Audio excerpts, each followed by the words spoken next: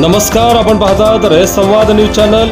राज्य कामगार विमा योजना रुग्णालय मोहननगर चिंचवड पुणे येथे स्वच्छता अभियान संपन्न।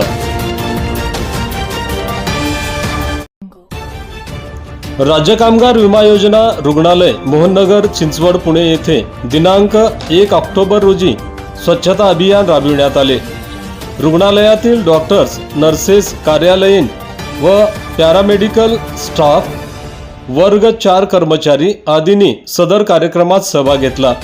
रुग्णालय व रुग्णालयाचा परिसर सर्वांनी मिळून स्वच्छ केला। वैद्यकीय अधीक्षिका डॉक्टर वर्षा सुपे यांनी स्वच्छता अभियान नियमितपणे राबविण्यात येणार असल्याचे यावेळी सांगितले।